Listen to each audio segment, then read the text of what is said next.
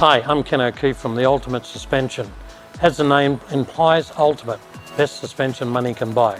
But we don't only do R&D on suspensions. Today we're going to do an R&D on an intercooler into the popular Toyota Hiace.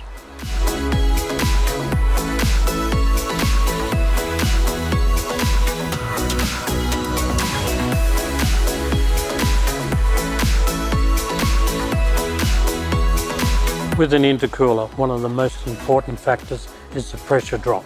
So what we're going to do today is put two gauges on, one before and one after the intercooler, so that we can actually measure how much the pressure does drop.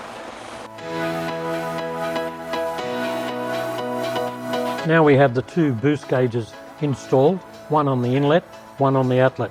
We're ready to take it for a test drive and see how much pressure drop there is. Okay, now we're back from the test drive and it's been recorded. Quite a large pressure drop, 4 psi on a short run. So now what we're going to do is install the HDi intercooler and do exactly the same. Now, a good intercooler not only increases performance, but increases the economy. With reduction of heat, a better burn. As you can see from the setup of the boost gauges, the HDi improves boost response to achieve maximum boost pressure in a shorter time. As you can see below, the original higher boost required to reach the same boost level as the HDi. In short, the turbo does not have to work as hard. So now you've seen what the boost shows, let's see what the customer says. Alright guys, we've just installed the HDi intercooler upgrade for the 1KD 2015 Hiace turbo diesel. It's a automatic, and the only thing that I've really done to this vehicle is ECU reflash.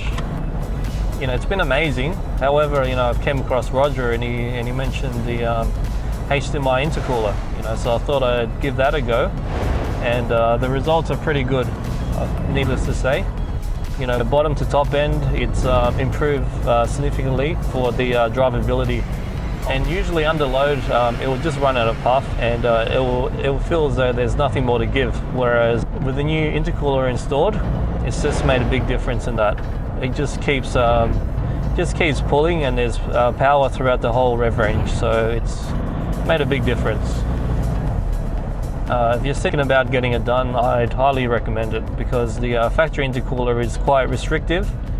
So right now we're sitting on at about 600 kilometers on average for fuel economy. That's with mixed city and highway driving, with about 300 kilos in the cargo area. It's a lot better than what factory is, but you know, I'm quite curious actually to see the economy from the better efficiency from the intercooler. So you know, stay tuned, and I'll let you know next time.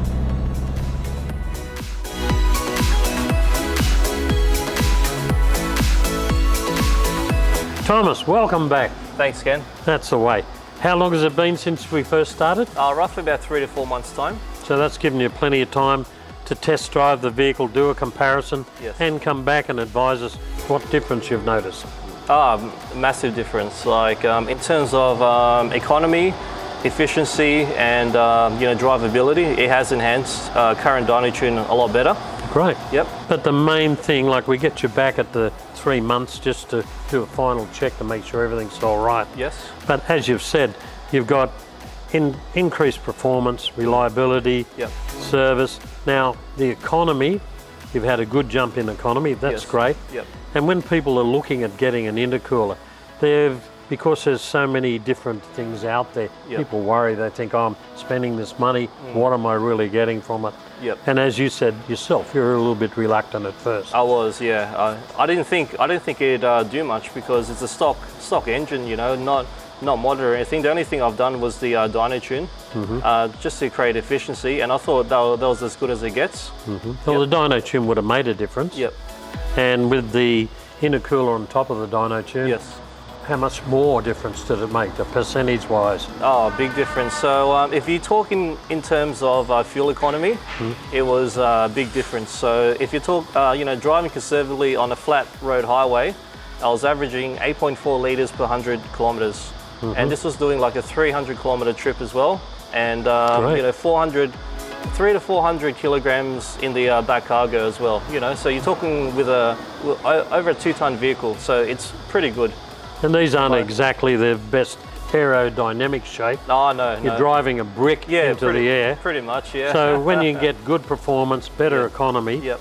and like you mentioned there before, the extra performance, now that would help you if you have to overtake. Yeah, 100%. But also it'd give you confidence that the vehicle can stay at a speed if you're on a steep climb. Yeah, 100%. And when you back off, you know that you can put your foot back down with instant power because more air getting in, better cooling, and combustion's better, so the vehicle's just going to run better, run safer, longevity of the engine. You've ensured better performance. Yeah, definitely. I totally agree with that. Good on you. Thanks, Ken. Thank you. Thank you.